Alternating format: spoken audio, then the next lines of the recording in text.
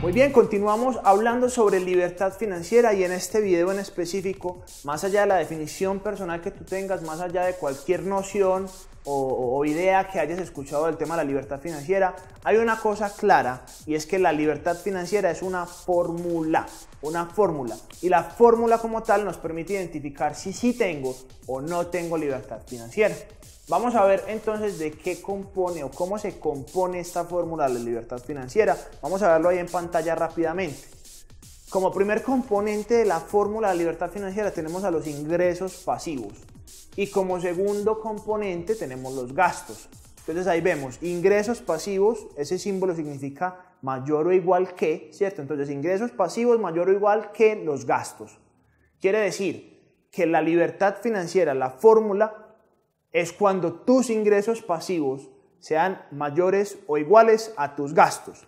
Vamos a ponerlo en un ejemplo. Si tú tienes unos gastos de $2,000 mensuales, pues necesitarías como mínimo $2,000 mensuales en ingresos pasivos para poder tener libertad financiera. Listo. Todo súper claro hasta ahí, espero yo.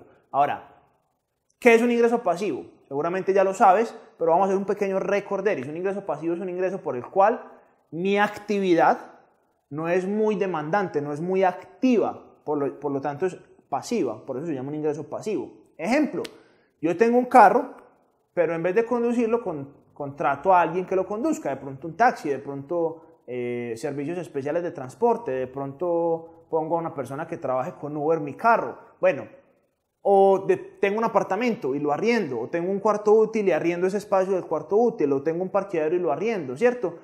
Yo sí debo de hacer algo y es arrendarlo o buscar quien conduzca mi carro. Bueno, sí debo hacer una actividad, definitivamente la tengo que hacer. Sin embargo, no es una actividad por la cual yo tenga que estar pendiente 10, 12, 14 horas al día, que es lo que normalmente pasa con un ingreso activo, que no es un ingreso malo, sino que es un ingreso diferente. Pero la libertad financiera tiene que ver exclusivamente con ingresos pasivos. Entonces, ingresos pasivos mayores o iguales a gastos. Hay que revisar si tienes ingresos pasivos, ¿cierto? O si no. ¿Qué es lo que pasa con los ingresos pasivos? Hay dos formas y solamente dos formas de conseguir ingresos pasivos. La primera tiene que ver con construir un ingreso pasivo. ¿Cómo así? Me imagino que conoces, por ejemplo, redes de mercadeo. Redes de mercadeo puede ser un ejemplo interesante. La red de mercadeo es un sistema, como también lo llama multinivel, diferente a las pirámides, que son un esquema fraudulento. Las redes multinivel pueden funcionar. Aquí no nos vamos a ahondar en ese tema, pero cabe como ejemplo, ¿cierto? Y en una red de mercadeo yo puedo construir un ingreso pasivo, ¿cierto? ¿Por qué? Porque tengo que construir un equipo de trabajo. Ese equipo de trabajo debe cumplir unas metas, unos estándares, unos objetivos de ventas y de comisiones y de consumos y demás. Y en la medida en la que ese equipo vaya desarrollándose y trabajando, pues ese ingreso se va construyendo y se va volviendo pasivo. Pero al principio no es pasivo. Todo ingreso pasivo nació siendo ingreso activo. Grabes esa frase. Todo ingreso pasivo primero tiene que pasar por un ingreso activo, ¿cierto? No hay forma de que un ingreso pasivo nazca así de la nada, ¿sí? Entonces, para que pueda ser ingreso pasivo tiene que construirse, que es la primera forma. Yo construyo, lo puedo hacer a través de una red de mercadeo. Podría construir una empresa, por ejemplo, y construir un sistema del cual la empresa dependa del sistema y no dependa de mí, ¿cierto? Si la empresa depende de ese sistema y ese sistema funciona, supongamos que yo tengo una tienda de comida, una tienda de zapatos, no sé, una droguería, cualquier cosa, y ese sistema funciona sin necesidad de que yo esté 100% presente, yo podría considerar eso como un ingreso pasivo construido, ¿cierto? Podría comprar una máquina de dulces y ponerla en un lugar y ubicarla, ¿cierto? Y poner a alguien a que vaya y le haga el abastecimiento. Y eso sería un pasivo también, un ingreso pasivo, ¿cierto? Construido. Para construir un ingreso pasivo se requieren una serie de habilidades importantes. Normalmente se tarda más uno construyéndolo, pero generalmente pues sale más rentable construirlo porque normalmente los requerimientos de capital son un poco menos complejos que la segunda forma de conseguir ingresos pasivos. La segunda forma es, hombre, o los construyo, y la segunda, invierto en un ingreso pasivo. Si invierto en un ingreso pasivo, quiere decir que alguien más ya lo construyó. Otra persona ya se tomó ese trabajo de construir ese ingreso pasivo para que usted en algún momento pueda invertir en él, ¿cierto? Entonces, si usted va a invertir en una empresa, pues alguien tuvo que haber construido esa empresa para que usted pudiera invertir en ella, ¿cierto? Si usted va a invertir en un apartamento, en una casa para arrendar, pues un constructor tuvo que haber construido ese apartamento, ¿sí? Entonces, yo puedo construir el ingreso pasivo, que básicamente sería construir casi que una empresa, o comprar de pronto una máquina y hacer el funcionamiento del sistema, construir el sistema, o puedo invertir en un ingreso pasivo ya construido. Tiene sus pros y tiene sus contras, cada una de las dos. Si yo construyo un ingreso pasivo, me va a tomar mucho más tiempo, más habilidades, más esfuerzo. Seguramente no va a ser un ingreso pasivo al principio, sino activo, ¿cierto?